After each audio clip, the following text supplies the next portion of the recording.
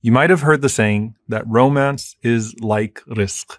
In reality, every single relationship in our lives is a form of rizq. It's a form of divine sustenance.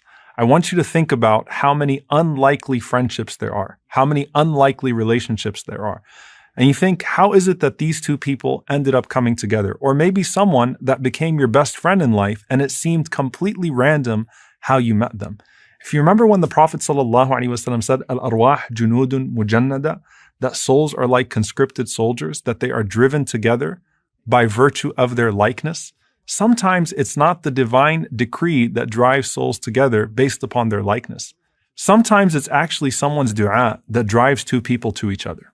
The Prophet ﷺ said about our mother Khadija radiallahu ta'ala anha, وَإِنِّي قَدْ رُزِقْتُ حُبَّهَا, that verily I was sustained by her love. Her love was a form of rizq for me. I want you to think about this. Allah subhanahu wa ta'ala says to the Prophet sallallahu alaihi wasallam, أَلَمْ يَجِدْكَ يَتِيمًا فَآوَى وَوَجَدَكَ ضَالًا فَهَدَى وَوَجَدَكَ عَائِلًا فَأَغْنَى. He mentions that he enriched the Prophet sallallahu alaihi wasallam through Khadija radiallahu ta'ala anha. And this isn't just talking about the position of the Prophet sallallahu alaihi wasallam after marrying someone like Khadija radiallahu anha. I want you to think about what Allah inspired in Khadija radiallahu ta'ala anha before the Prophet ﷺ even received revelation, to where she saw something in him before other people would see in the Prophet ﷺ what they would see in him. She saw in him, alayhi salatu wasalam, despite the societal gap, the best human being to ever walk the face of the earth. That's something that's divine, and that's something that Allah subhanahu wa ta'ala truly descends as rizq. And again, it's not just marriage. SubhanAllah, there's a very beautiful narration from Alqamah, rahimahullah. He says that قَدِمْتُ الشَّامِ فَصَلَّيْتُ رَكْعَتَيْن, that one day I went to Syria and I entered into the masjid and I prayed 2 rak'ahs. ثُمَّ قُلْتُ, and then I said, so listen to the dua, اللهم ارزقني جليسا صالحا. Oh Allah, grant me a righteous companion. So this is actually a dua. اللهم ارزقني جليسا صالحا. Oh Allah, grant me a righteous companion. So he said, فَأَتَيْتُ قَوْمًا فَجَلَسْتُ إِلَيْهِمْ. So I came to a group of people in the masjid, and I sat with them, and he said, فَإِذَا شَيْخٌ قَدْ جَاءَ حَتَّى جَلَسَ إِلَى جَنْبِي. And then he said, suddenly an old man came, and he sat right next to me. So I said, Man hadha? Who is this? They said, that's Abu Darda radiallahu ta'ala anhu, who's literally one of the greatest scholars of the Sahaba of the Prophet sallallahu alaihi wasallam, who was the teacher of Ash-Sham. And it was on the basis of that dua. We have the famous story of the baker in the time of Imam Ahmad rahimahullah, who made dua to one day see Imam Ahmad. And Imam Ahmad rahimahullah gets kicked out of a masjid and dragged by his feet until he enters into the bakery in front of that man on the basis of that man's dua. Sometimes it's a dua that drives someone to you or drives you to someone, because realize it's not just your heart that has to click, it's someone else's heart that has to click.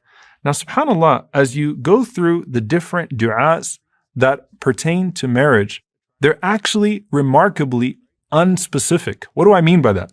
Usually when people make dua for a spouse, they make dua for a very particular person, and they are desperate for that person because love can drive you crazy. So you're sitting there and you're saying, oh Allah, give me this person. And you're putting on the blinders. So like the opposite of istikhara, where you're trying to make the best decision, you're putting on the blinders to all the potential pitfalls. Maybe you're not even listening to people that are pointing out to you some potential problems, or it all seems to be just right.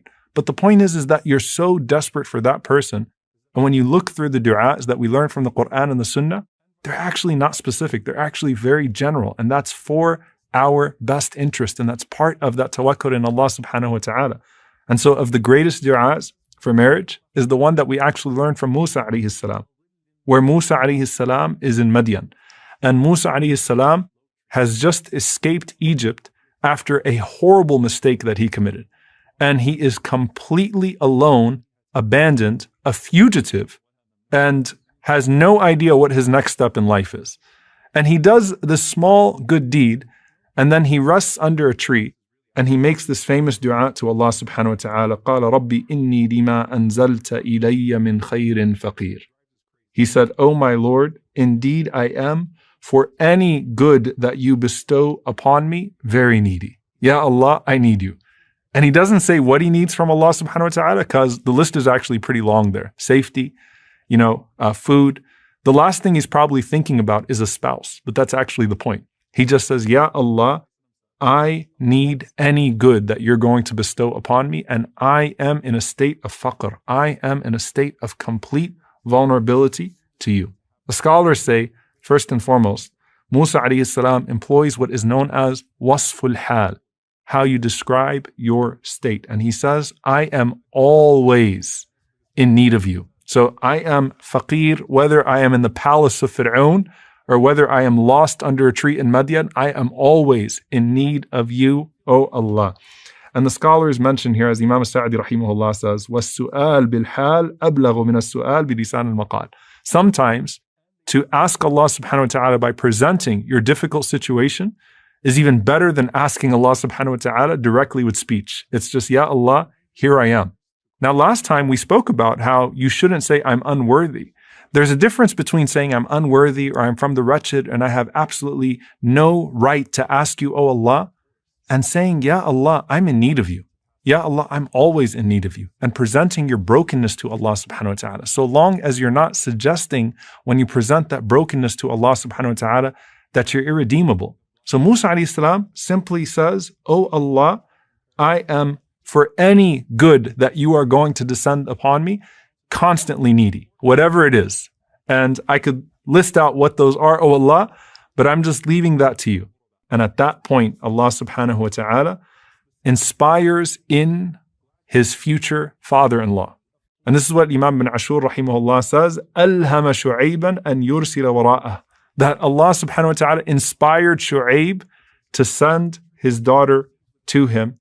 And that's why the ayah says, فَجَاءَتْهُ إِحْدَاهُمَا, that one of the two women came to him. The letter fa here indicates that it was a result of his dua. So if you could see the dua in working, Musa Islam calling out to Allah subhanahu wa ta'ala with a general dua that I'm needy and whatever it is that you're going to send me, I'm going to be pleased with. I need it from you, O Allah.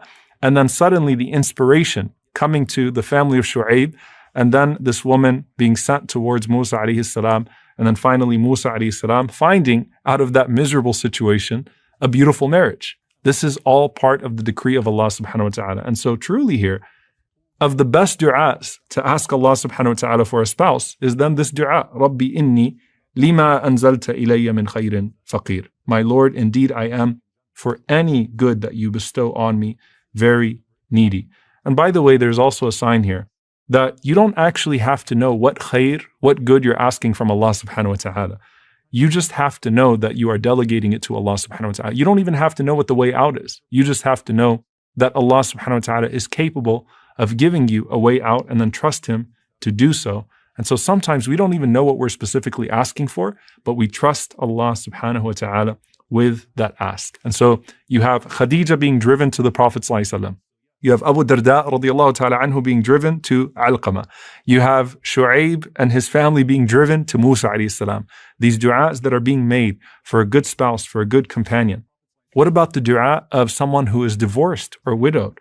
This is where we look to Salama radiallahu ta'ala anha, who when her husband Abu Salama radiallahu anhu passed away, and he was one of the best companions of the Prophet sallallahu alaihi wasallam. Truly a remarkable man, an amazing human being. And Salama radiallahu anha thought to herself, how could I possibly have something or someone better than him? And the Prophet sallallahu alaihi wasallam teaches her the dua, Allahumma ajirni fi musibati wa khuluf li khayran minha. Oh Allah, compensate me in regards to my tragedy and give me something better than that which was taken away. And when Salama radiallahu anha is making this dua, she doesn't realize what the khayr could be, what it could possibly be that Allah subhanahu wa ta'ala would give her in place of Abu Salama. Is it Jannah? That would be khayr. But in her situation, she said, Allah subhanahu wa ta'ala gave me the Prophet sallallahu alaihi wasallam. She never even thought that that was a possibility. And he was the one man, alayhi salatu wasalam, that she could say, without a doubt, was actually better than Abu Salama. Because if you asked her about any other companion of the Prophet sallallahu alaihi wasallam, she wouldn't be able to tell you who was better than Abu Salama radiallahu ta'ala anhu. Now someone might be saying, well, look, my previous husband wasn't exactly Abu Salama. I got divorced and I had a nasty divorce. Or, perhaps even though I'm widowed, there's some trauma there and I'm having a hard time getting over it. And who's going to look towards me? The point is, dear brothers and sisters, when you make this dua, there's surely something that is prophetic. There's surely something that can come out of it. And just like with every other dua we've covered so far, you're saying let the khair be in the hereafter or the dunya, and privileging the hereafter to the dunya, but knowing that Allah subhanahu wa ta'ala can give you both if that's best for you. So this is the dua for the single person in regards to Musa alayhi salam, the dua for one who is divorced or widowed in the case of Salama radiallahu ta'ala anha. And then finally, the dua that is comprehensive in this regard, رَبَّنَا هَبْ لَنَا مِنْ أَزْوَاجِنَا وَذُرِّيَّاتِنَا قُرَّةَ أَعْيُنٍ وَجَعَلْنَا لِلْمُتَّقِينَ إِمَامًا. O Allah, grant us from our spouses and children the coolness of our eyes, and make us imams, make us leaders for the pious. In this dua, it's important to mention that this is not just a dua that you make after you get married. This is a dua that you make, period.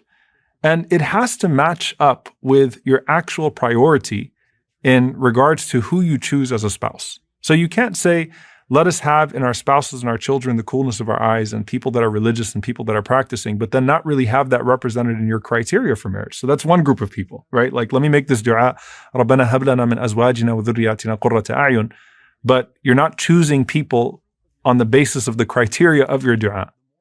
But for everyone else, when you're making this dua, just like every other dua, this is a Quranic dua, this is a beautiful dua, and it represents not just the desire for a companion, not just the desire for children, but it represents what would be driving you to make that dua in the first place, which is to increase, first and foremost, increase the obedience to Allah subhanahu wa ta'ala on this earth. Because the coolness of your eyes in marriage and the coolness of your eyes in your children should be to see people that are in the worship of Allah subhanahu wa ta'ala, then certainly to benefit from their companionship as well.